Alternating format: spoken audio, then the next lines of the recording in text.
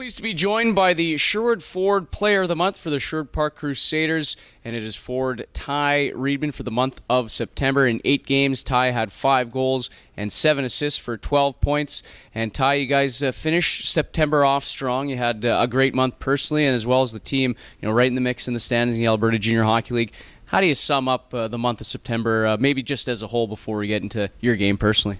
I think it's great. I mean, right now we're sitting in second in the North, which is awesome for our team. 5-2-1. I mean, could be better, could be worse, but we're happy with where we are. And yeah, it's definitely exciting to see the team coming together here, starting to shorten down the roster and things like that. So it's been a great month for us so far. Yeah, you guys got off to a good start, and then you faced some really tough tests throughout the month, and you've been able to succeed statistically.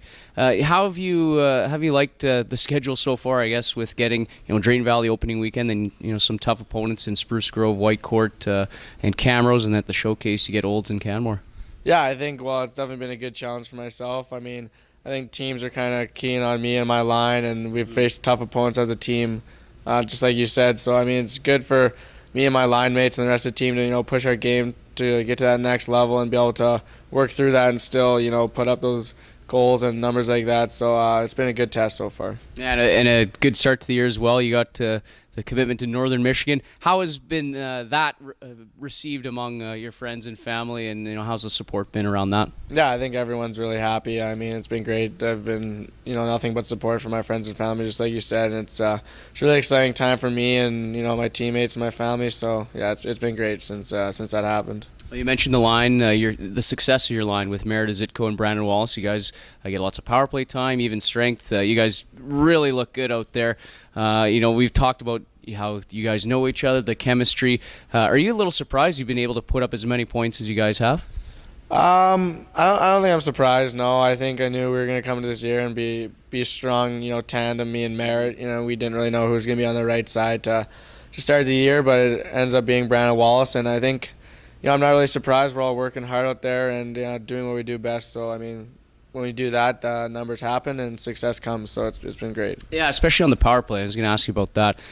You're thrown together with the line then as well. Dylan Stewart out there, and then Tyler Pang, who's been a great addition to the hockey club as well. The power play seems to be, really good right now.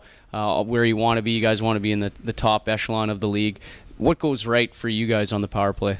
I think we just got 5 players out there, 5 skilled players who can make plays, and everyone can put the puck in the net. I think that's huge. I mean, everyone's making plays out there. We don't really have a set kind of, play here, play there, and set up. It just kind of it flows smoothly, and I think it's been great so far, like you said, and we're really happy where we're sitting right now. How do you like playing on the back end on the power play? Obviously it's sometimes when you guys touch it back and you got to beat one guy. If you don't beat him, he could go the other way. A little nerve-wracking as you're like the last line of defense in a sense? Yeah, I think sometimes it's, when I'm the last guy back there and I have to beat the first forechecker.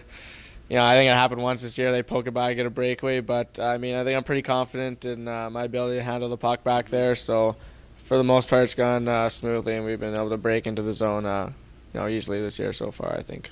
All right, let's talk about the showcase. You guys, you're the only team in the North Division to sweep the showcase and win both your games. You had 2 come-from-behind wins as well against Canmore and the Olds Grizzlies. Just talk about, I guess, the adversity and the resiliency you guys had in both those games in coming back and winning those. Yeah, I think it shows great promise for our team. I mean, when we can be down in games like that and come back and find a way to win in both games, score 5 unanswered against Olds and against Canmore, come back from 4-2 after it was maybe 25 minutes into the game at that point. So I think it just shows, a good future for our team ahead of us. And like you said, the resiliency to come back is huge. We're going to need that all season into the playoffs. So it's good that we're seeing it this early, that's for sure. Yeah, lots of lessons to be learned and challenges to face. You guys kind of passed that one in having to come back, but a bit of a rough start to the month of October. Although you guys did lose 7-2, it's just been updated today that you will get the win against Bonnyville because of an ineligible player for the Pontiacs. But you did lose 7-2 when the game was played, and obviously a difficult situation to be in for any players. But is there some sort of, not satisfaction, but are you kind of glad maybe something like this happens now, and so that the guys can learn from it, and then come game 58, you don't run into that problem? Yeah, I think exactly what you said there. I mean, we gotta learn our lessons early. We're a young team, and guys need to learn their lessons in the league, whether it's shift by shift, game by game, things like that. So I think it's good. Yeah, like you said. I mean, obviously we'd rather win that game, what we did, but win it by the score. And but it's good to get that lesson. And we gotta be prepared and play hard every night because every team in the league's a good opponent. So I think moving forward, that's only gonna help us for sure. Absolutely. Well, speaking of good opponents, you get a tough weekend to start October. Whitecourt Friday, and then the Brooks Bandits come here on Saturday. You've seen Whitecourt once already. What's going to be key Friday night heading to the Scott Safety Center? I think we just owe them one. I mean, we know what they do. They know what we do. We kind of know what kind of teams each other are. At this point, we owe them one. We need it. So I think that's what main focus is going to be going into the game. And the Brooks Bandits come in on Saturday night. Last year they came here and cleaned your clock. But Coach Mana, he told me that, especially with yesterday against the Bonneville Pontiacs, he didn't want to stress of, how the playoff series last year, it was redemption time, that sort of thing. Do you kind of have to take that same approach into Saturday's game? And you go up against the defending champions. Their record maybe doesn't speak for themselves, but you just mentioned every team's good in this Alberta Junior Hockey League, and there's no easy out on any given night. Yeah, I think a lot of guys on the team don't even know what happens with us in Brooks the last couple of years. So I think we just go in and play them like any other team. They're a skilled, fast team like they're always going to be, so we got to account for that. But, I mean, we just go in there like any other game and, play our game, worry about that first off, because I think we got away from that a bit, especially last night against Bonneville, so we just need to get back on that path, and, things should work out for us. All right, lastly for you, Ty, we always ask in these videos, how do you keep the ball rolling? You're leading the team in scoring, and you're in the mix in terms of tops of the AJHL.